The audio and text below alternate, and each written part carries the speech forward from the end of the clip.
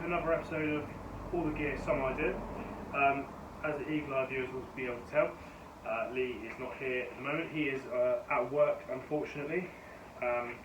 Obviously, we both have full-time jobs, but we'd like to still be able to create content for the viewers and to be able to grow the channel. So you may find that there's some videos where I'm not in them and some videos where Lee is in them. We may even have other people join. Some of the videos you'll see random people who are willing to help us out, which is obviously lovely to have people trying to help us. So today we are working on the Mondial HPS 125 that I recently brought, which there's obviously I think 2 videos previous to this one. However, today what we're doing is we're going to be replacing the fuel tank due to, I'm not sure if you'll see it, I'll do a close-up, some damage down here. It's not the actual tank, it's the cover. The tank is underneath. Now, I've never ever taken a fuel tank cover off before. I've taken the whole fuel tank off of this bike because we changed the engine in it, but I've never taken the cover off. So I can't imagine it's going to be too hard. I'd imagine we've got to take the fuel cap off, take this deck trim off, take the seats off, and the bolts that go here and here already are already removed from the bike due to putting the battery on charge, just to make sure that it was where it needed to be. Okay, so I missed 4 bolts. When you're removing it, it's undo this one here, one up there, one in there, and one just there. And then obviously to refit it, you have to do the same again, just in the reverse order. Mine tank didn't have that fitted when I was doing this video. It's only after I've realised that they weren't in there and they do need to be attached. There is some more damage on this side. Like I say, I will do a different video that you'll see in here to the damage. I've got a few issues with the bike as well, one of which is this indicator, I believe this one doesn't work, and also the horn doesn't work either. So we're going to be looking at that hopefully today as well in this video. If not, obviously there'll be another video going forward with that. So let's get the tank off and have a little look.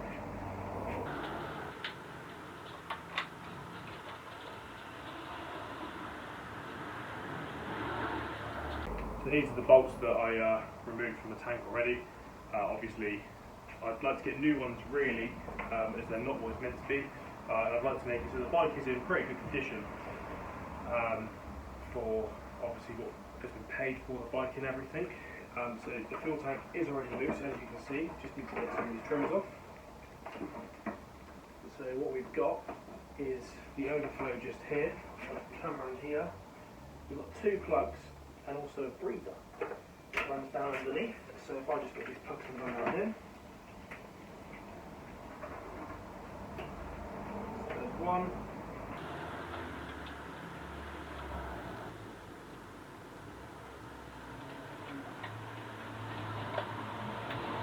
And 2. And then we just pull the breather out from down the bottom.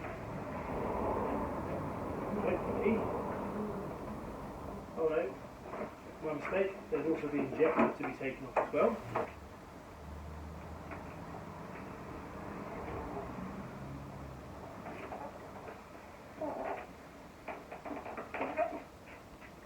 That is the tank off. A little bit of a struggle.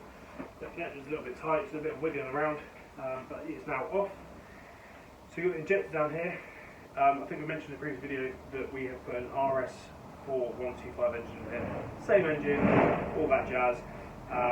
The only difference is mainly there's an intake pipe, this pipe just here, that would normally be bolted to the engine, that way round. This is quite a bigger gap in this one, and also the injector, the way that the cap on that sits around. This is what's fitted to the RS4 125. The injector pipe comes off this way. On this bike it comes off this way, but I will do a video just explaining that in a second. Okay, so normally I would look at videos online on how to do stuff, the ins and outs of everything, just because that's kind of what I like to do. However, in this instance I haven't looked. I've looked at the parts diagram and I think there's only 3 screws on here that actually hold it in place. However, I'd like to replace them anyways. Taking them out, having a look at what sizes we got, because there might be 2 different sizes, isn't gonna be a bad thing. So I'm just gonna try and crack these off now, get them removed. As you see, I've lent the tank against the bike because if it goes any further, the fuel does leak out the tank, as it has got fuel in there. So we're just going to undo these.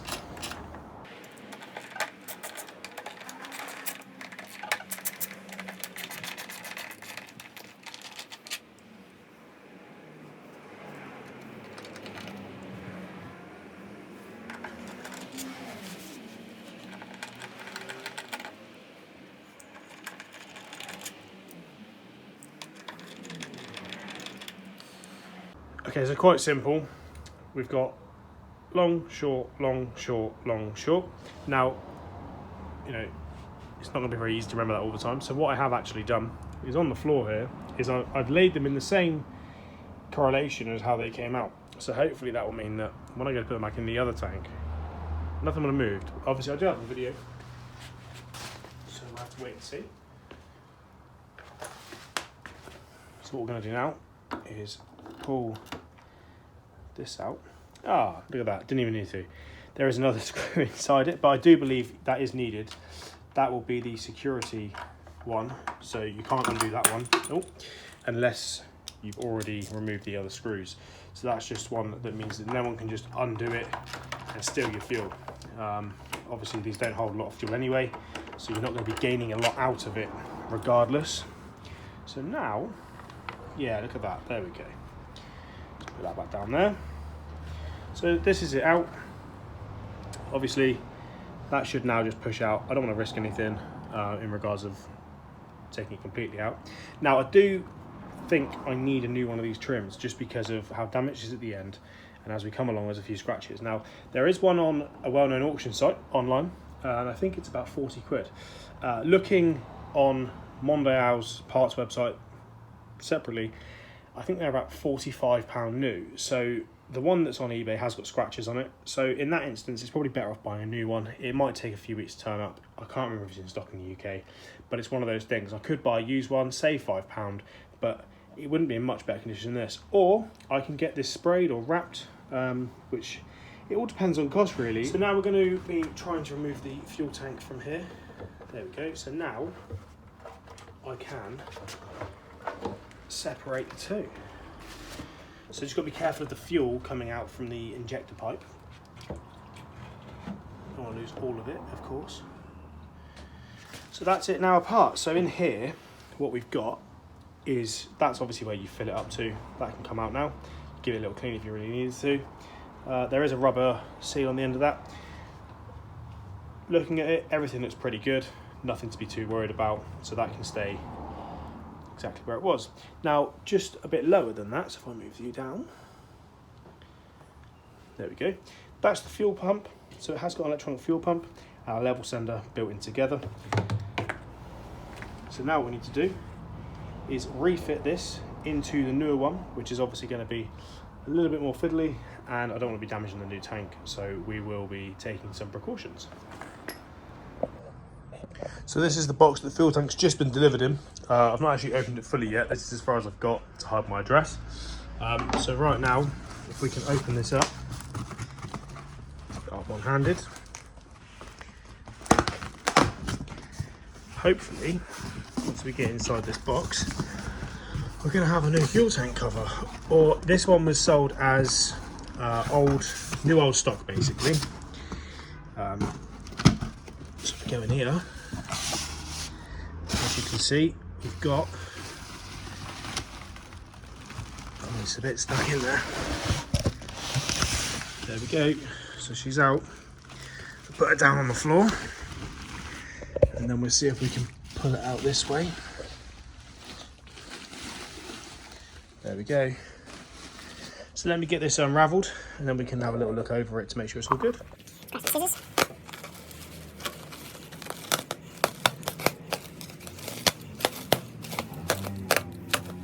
Hopefully, that'll be enough just to get the tank out.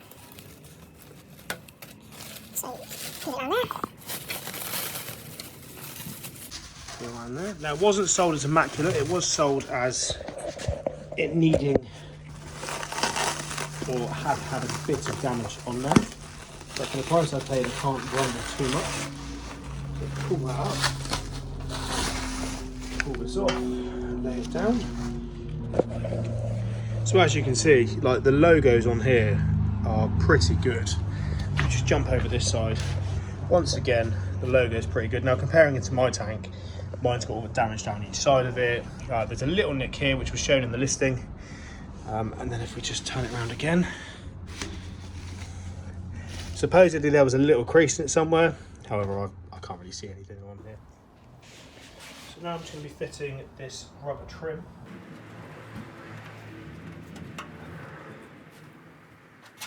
What's nice about the rubber trim is it's got a little beads of metal inside of it.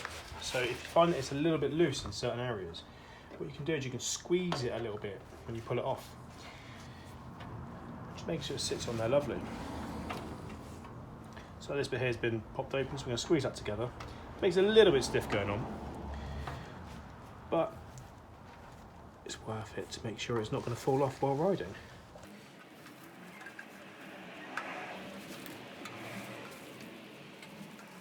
There we go, so that's one side fitted. So we're just going to pull it off the other side now.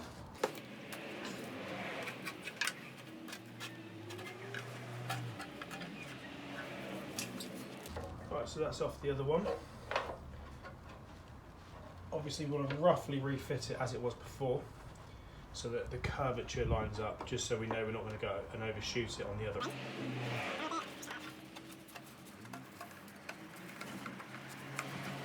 There we go, and as you can see, that was really easy. Like I say, just make sure it's pushed on there neatly. You can get new ones. I haven't actually looked at the price of the new ones of these yet, mainly because I didn't think I'd need one, and obviously I don't. But to make it in a better condition, I suppose I could replace it. Now we've got that cover off, you can actually see in here now the damage that we've got here and the twist in it, and yes, we can get it repaired. Yes, it can be painted, but is it worth the cost? Is it worth me getting that painted and buying it? So just taking these little clips here off of the old fuel tank. Now they are a bit corroded, but they will be fine. I'm going to spray them with a bit of maintenance spray or WD-40 before I actually fit the trims that go over that part of it. So we just slide those over. Make sure they're lined up. So that one's on. And then you see where they sit just in here, so one either side. I like to make it so they slide down. These were sliding up. Now the reason that I'd like them to slide down is so that when I go to fit the trim that sits around that, I'm not having to fight against it. It's not going to fall off if it comes a little bit loose. It's sort of sat over it, it's hooked over it, and it is quite nice and tight on there. So now that's done, what I need to do is fumble around and get this fuel tank back in without actually losing any fuel, which might prove a little bit difficult without trying to damage this tank at the same time. So forgive me if there's any footage that is missing. Obviously they come out the same way. You undo the top caps that sit up here, and the fuel tank becomes loose that way. There's no other bolts, there's no trims, it's just that cap holds that in. I'm not going to sugarcoat it. That was a little bit difficult, one-handed, holding one side of the tank and obviously trying to make it stop losing any sort of fuel. So what I'm going to do now, just grab this and sit this over the top in the hope that that will secure the fuel tank in there enough that it stops it from leaking out, or not leaking out, but to a point where I can push this down, put the long screws in, or at least even just one, get it so it's started, and then I can try and find some other bolts and nuts and all that sort of jazz. So that's it, that's started now.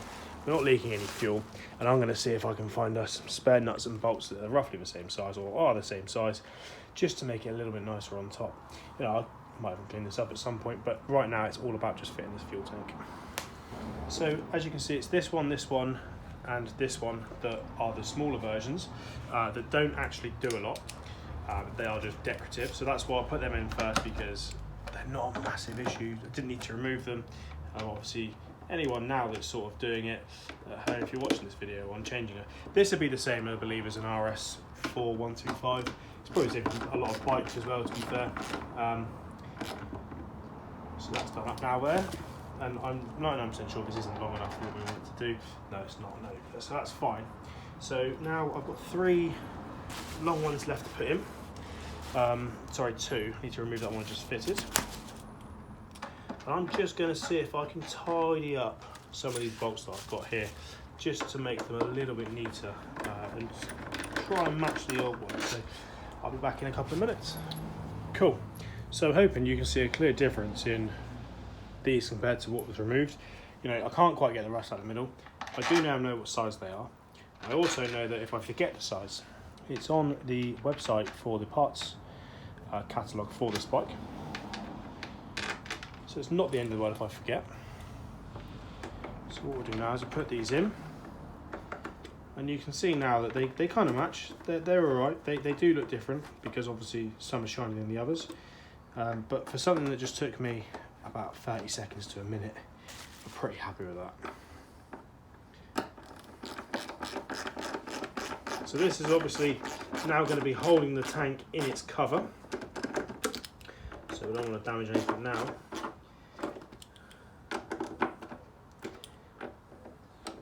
Just going to make sure that they are all tight.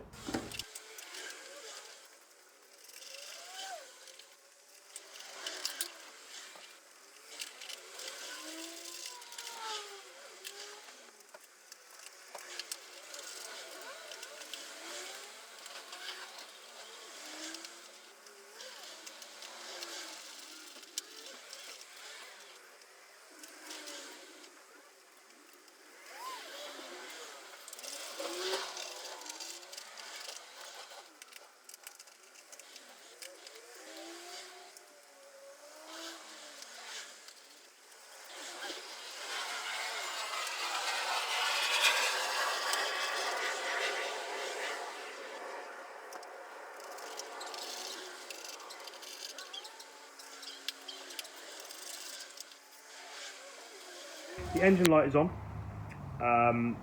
Not sure why yet. I do have a code reader coming specifically for this bike. So if anyone's in the South Coast area and has a Mondial or I believe a Aprilia, whoever else uses this engine and you need a code read to be done on your bike, please drop us a comment or an email and we'd be more than happy to for you to come over. We can meet up with you, we can have a look at the code, give you some advice. We even record the information that we're giving you. You know, we'll happily help anybody out, as long as it's not silly requests, I think. But we've got a car reader, we've got a reader for this. So yeah, generally, if anyone is needing anything, just send us an email. Don't forget to like, subscribe. Thanks for watching.